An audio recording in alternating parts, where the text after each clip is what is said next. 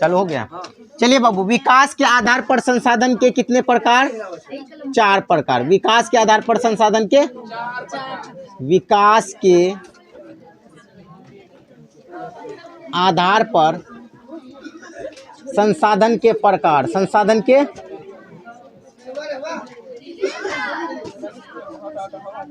विकास के आधार पर संसाधन के 4 प्रकार। विकास के आधार पर संसाधन के 4 प्रकार। विकास के आधार पर संसाधन के 4 प्रकार। तो पहला प्रकार क्या पढ़े थे हम लोग? संभावी संसाधन। क्या?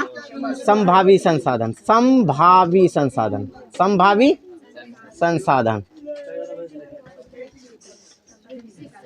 दूसरा क्या पढ़े थे? विकसित संसाधन।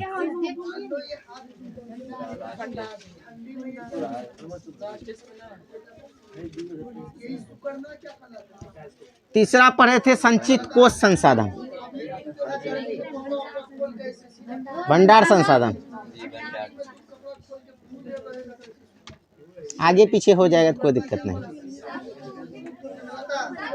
चौथा पढ़े थे हम लोग संचित कोष संसाधन।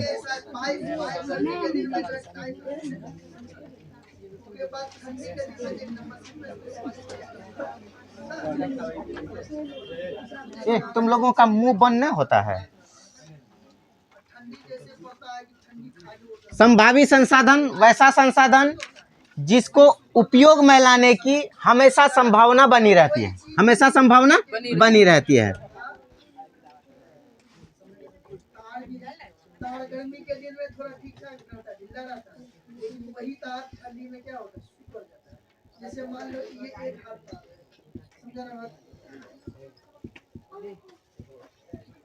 वैसा संसाधन जिसको उपयोग में लाने की, ये मान लो गर्मी के दिन में तार ऐसे रखा है, ऐसे रखा है, ठंडी के दिन में यही तार जो है सूख के टाइट हो जाता है।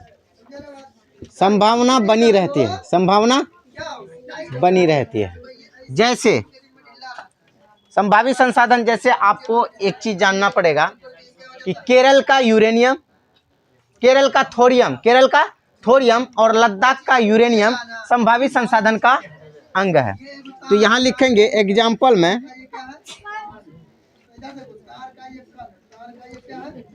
केरल का थोरियम और लद्दाख का यूरेनियम। लद्दाख का यूरेनियम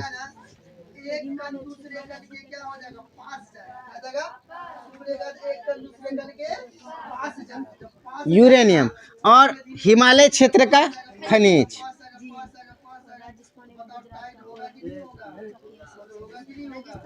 हिमालय क्षेत्र का खनिज।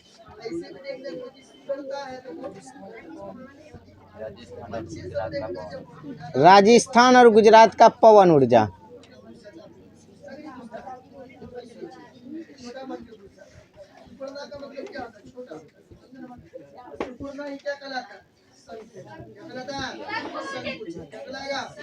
पवन ऊर्जा। तो ये आपका संभावी संसाधन। संभावी का मतलब जिसका उपयोग में लाने की, जिसको उपयोग में लाने की संभावना बनी रहती हो, वैसा संसाधन जिसको उपयोग में लाने की संभावना बनी रहती है। जैसे केरल का थोरियम, ये भी आपका समझ में आया, संभावी संसाधन का अंग है। लद्दाख का यूरेनियम, ये भी संभावी संसाधन का अंग है। हिमालय क्षेत्र का खनिज, ये भी। राजस्थान और गुजरात का पवन ऊर्जा। केरल, लद्दाख के बारे में हम लोग कुछ चीज़ों के बारे में जानकारी देखो। लद्दाख को शीत मरुस्थल के नाम से भी जाना जाता है। किसके नाम से? शीत मरुस्थल। लद्दाख को शीत मरुस्थल के नाम से जाना जाता है। और लद्दाख में केसर सागा ग्रंथ भी पढ़ा जाता है। केसर सागा ग्रंथ भी पढ़ा जाता है। और भारत का सबसे ठंडा स्थल लद्दाख। भारत का सबसे ठंडा स्थल लद्दाख। भारत का सबसे ठंडा स्थल लद्दाख। और क्या क्या पढ़े हम लोग? भारत में संभावी संसाधन में यानी कि सब कौन कौन राज्य है? केरल और लद्दाख, राजस्थान और गुजरात। राजस्थान और गुजरात। तो लद्दाख में क्या पाया जाता है? यूरेनियम। और केरल में क्या पाया जाता है? थोरियम। और लद्दाख में देखिए, लद्दाख को शीत मरुस्थल के नाम से भी जाना जाता है। लद्दाख में केसर सागा ग्रंथ भी पढ़ा जाता है। और लद्दाख को छोटा तिब्बत भी कहा जाता है। लद्दाख को छोटा तिब्बत भी कहा जाता है। और लद्दाख में जो है कि देखिए, लद्दाख में क्या क्या बोले हम? लद्दाख को शीत मरुस्थल के नाम से जाना जाता है। लद्दाख में केसर सागा ग्रंथ पढ़ा जाता है। लद्दाख को छोटा तिब्बत के नाम से जाना जाता है, और लद्दाख लद्दाख मतलब भारत का सबसे ठंडा स्थल भी है, भारत का सबसे ठंडा स्थल भी है। अब देखिए, ध्यान दीजिए, विकसित संसाधन। अब दूसरा क्या है बाबू? विकसित संसाधन। विकसित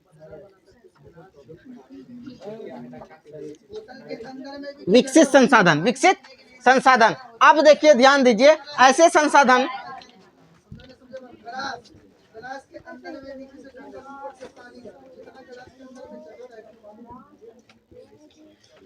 संसाधन जिसको उपयोग में लाने के लिए, जिसको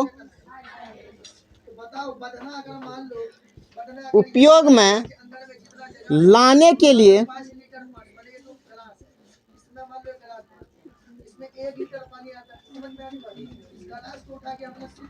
सर्वेक्षण हो चुका है, सर्वेक्षण। वैसा संसाधन जिसको उपयोग में लाने के लिए, यानी कि उसका सर्वेक्षण हो चुका है, उसकी गुणवत्ता का भी हो चुका है, यानी उस पदार्थ का सर्वेक्षण हो चुका है, सर्वेक्षण हो चुका है, उसी को क्या कहा जाता है?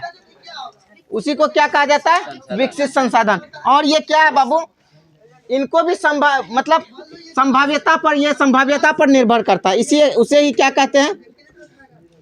उसे ही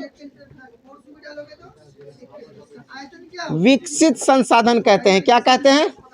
विकसित संसाधन कहते हैं, विकसित संसाधन कहते हैं, विकसित संसाधन कहते हैं। समझ में आ गया? उसके बाद क्या है? भंडार संसाधन। भंडार संसाधन, यहाँ लिख दे, यहाँ लिख दे, भंडार संसाधन।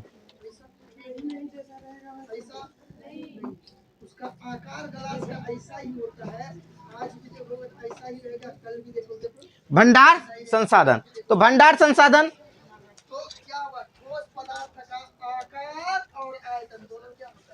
ऐसे संसाधन जो पर्यावरण में उपलब्ध हो,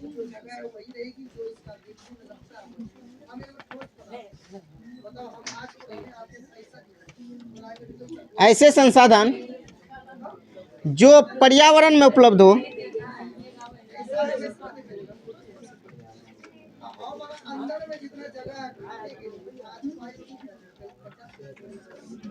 ऐसे संसाधन जो पर्यावरण में उपलब्ध हो, पर्यावरण में उपलब्ध हो, पर्यावरण में उपलब्ध हो, मानवीय आवश्यकताओं की पूर्ति में सक्षम हो,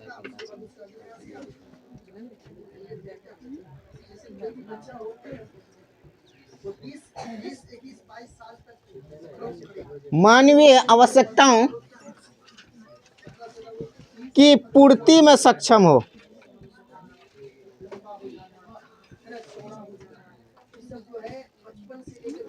सक्षम हो, तकनीक और प्रौद्योगिकी के आधार पर इसका इस्तेमाल किया जाता हो, है ना? तकनीक और प्रौद्योगिकी के मतलब उपयोग से इसका इस्तेमाल किया जाता हो, उसे क्या कहते हैं?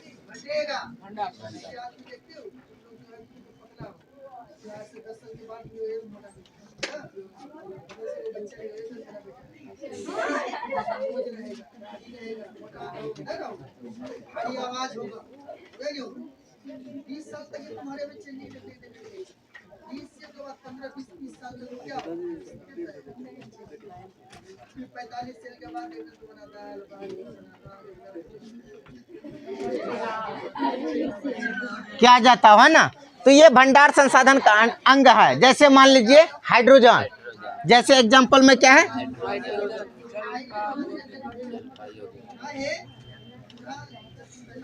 हाइड्रोजन यानी कि जल का यौगिक, जल का यौगिक, इसी का रासायनिक सूत्र है H2O, जल का यौगिक,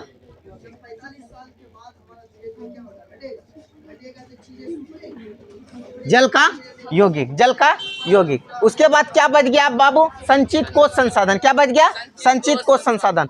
उधर लिख देखा, संचित कोश, पहले इसको लिख लो, संचित कोश संसाधन।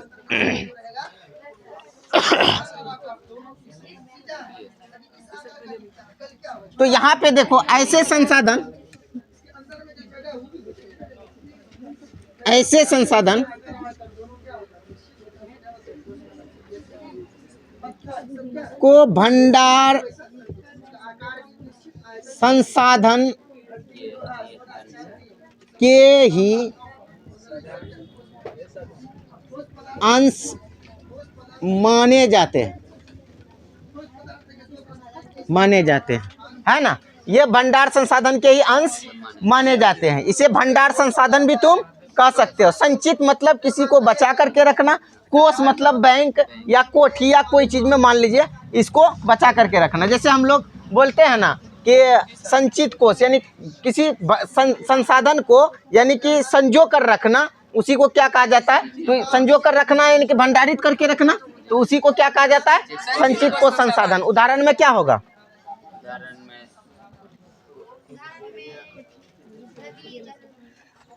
जैसे हाइड्रोजन एवं ऑक्सीजन का यौगिक, जैसे हाइड्रोजन एवं ऑक्सीजन का यौगिक, जैसे hydrogen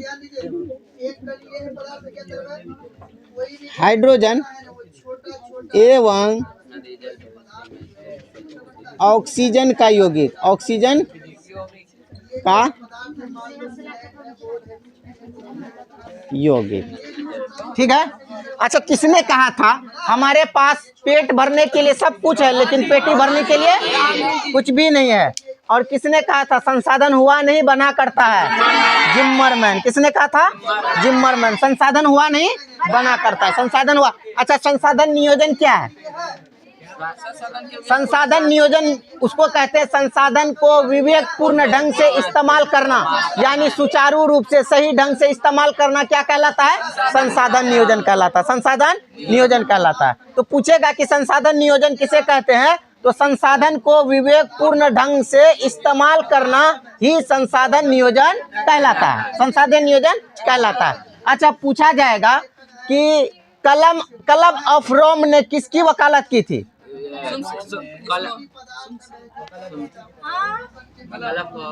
club of Rome, club of Rome ने किसकी वकालत की थी? क्लब ऑफ रोम ने किसकी वकालत की थी बताइए? Global warming. Global warming, global warming मतलब उसके लिए कितने मतलब जैसे कितने बार पृथ्वी सम्मेलन हुआ था? 3 बार। तो प्रथम पृथ्वी सम्मेलन 1900। अच्छा, क्लब ऑफ रोम जो किया था ब्रंटलैंड आयोग की स्थापना कब हुआ था? 1987 में। और 1968 में क्या हुआ था? 1968 में सर्वप्रथम सम्मेलन हुआ था। तो देखो, सतत पोषणीय विकास, सस्टेनेबल डेवलपमेंट, उसका एक ये आवर कॉमन फ्यूचर। तो पहला जो पृथ्वी सम्मेलन हुआ 1992, हर 5 साल बाद हुआ। दूसरा हुआ 1997, प्रथम पृथ्वी सम्मेलन हुआ, उसमें कितना देश भाग लिया? 178 देश भाग लिया। 178 प्रतिनिधि भाग लिया था, देश भाग नहीं लिया था।